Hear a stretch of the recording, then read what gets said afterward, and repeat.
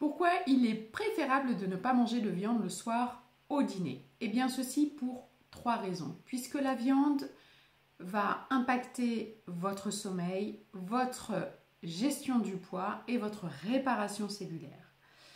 Le sommeil, pourquoi? Parce qu'effectivement, quand on consomme de la viande le soir, quand on fait des repas copieux dans lesquels il y a beaucoup de graisses saturées, eh bien ça va nous demander un effort de digestion, c'est-à-dire que l'organisme va avoir besoin de sécréter beaucoup plus de sucre gastrique pour pouvoir digérer cette protéine qui sont des molécules complexes. C'est pourquoi il est préférable de consommer la viande le midi parce qu'il y a un effet satiétogène qui va nous permettre de ne pas avoir faim pendant 4-6 heures d'affilée. Donc, je consomme de la viande le soir, ma digestion est plus lente, elle demande beaucoup plus d'énergie et ça va être au détriment de notre sommeil. Le sommeil, extrêmement important. Nous avons besoin d'avoir un sommeil réparateur parce que c'est lorsque nous dormons que nos petites cellules vont se réparer. Et quand on manque de sommeil, qu'est-ce qui se passe? Eh bien, dans la journée, on va avoir des sensations de fatigue et on va avoir tendance, pour certaines personnes, à venir compenser par de la nourriture. Dans tous les cas, les études le prouvent. Plus on est fatigué, plus on mange. Donc, en moyenne, 400 calories de plus dans notre journée, ce qui n'est pas rien. Donc, pour avoir un sommeil de qualité, il est préférable de faire un dîner léger. Le troisième point, ça va être au niveau de la réparation cellulaire. Quand on a un dîner le soir qui comporte de la viande, eh bien, on va avoir un dîner à tendance inflammatoire. L'inflammation, ce qu'il faut comprendre, c'est que ça vient endommager nos petites cellules. Tout au long de la journée, on va avoir du stress oxydatif, de la pollution, de l'inflammation, puisqu'il y a un lien, un cercle vicieux qui se fait entre le stress oxydatif et l'inflammation. Et tout ceci, ça va venir endommager nos cellules. Et donc, nous avons besoin, la nuit, lorsque nous dormons, de venir réparer nos cellules. Et pour cela, on a besoin d'avoir ce petit concept qu'on appelle l'hormèse.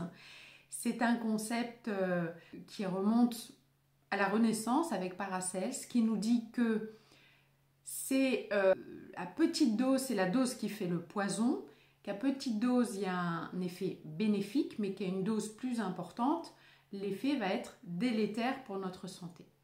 C'est l'exemple du stress. Par exemple, le stress, il est bénéfique pour notre santé à petite dose, mais par contre, il va devenir délétère à forte dose.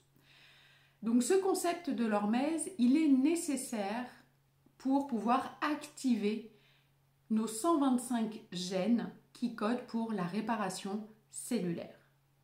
Donc, pour pouvoir réparer mes cellules, j'ai besoin d'avoir un sommeil de qualité. J'ai besoin de respecter ce concept de l'hormèse qui va pouvoir activer nos gènes réparateurs. Et pour que la réparation cellulaire fonctionne correctement, j'ai aussi besoin de zinc et de vitamine B3. Ce sont ce qu'on appelle les catalyseurs. C'est un peu quand vous faites votre lessive, pour que votre linge soit propre, eh bien vous avez besoin de lessive et d'eau pour pouvoir avoir un linge propre. C'est le même principe pour la réparation cellulaire. Il nous faut du zinc, de la B3 et l'activation de ces petits gènes réparateurs. Donc, quelles sont les solutions pour pouvoir bien dormir, ne pas prendre du poids et réparer nos petites cellules correctement? Eh bien, c'est d'avoir des dîners végétaliens.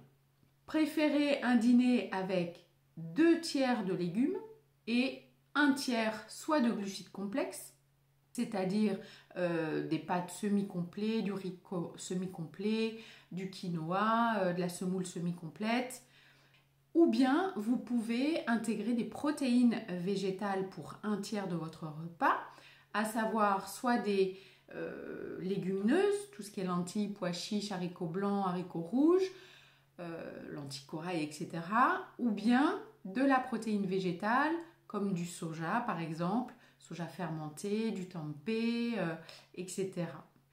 Si vraiment vous souhaitez consommer de la protéine animale le soir, préférez une petite protéine légère, une petite tranche de jambon, de qualité bien évidemment, ou bien un blanc de poulet ou de la dinde, donc plutôt de la volaille et idéalement du poisson qui vous mettront moins de temps à digérer et donc favoriserez votre sommeil. Voilà pour cette vidéo, j'espère qu'elle vous apportera une valeur ajoutée. Pensez au dîner végétalien, mangez tôt également pour pouvoir avoir ce jeûne nocturne, ce jeûne minimum de 13 heures entre la fin de votre dîner et la prise de votre petit déjeuner. Vous pouvez même aller jusqu'au jeûne intermittent de 16 heures, hein, donc plus vous mangez tôt, plus il est facile de mettre en place ce jeûne intermittent. Donc si vous arrivez à manger vers 18 heures, c'est parfait. Et même encore mieux si vous pouvez avoir dans votre journée mangé sur une plage horaire de 8 heures. Donc par exemple, si vous prenez votre petit déjeuner à 8 heures du matin, eh bien vous mangez maximum jusqu'à 16 heures. Et comme ça va vous faire le jeûne intermittent de 16 heures et vous permettrez à votre organisme de se régénérer, se nettoyer et de faire des pauses digestives très intéressantes pour notre santé. Voilà, je vous dis à très vite pour une prochaine vidéo. Portez-vous bien.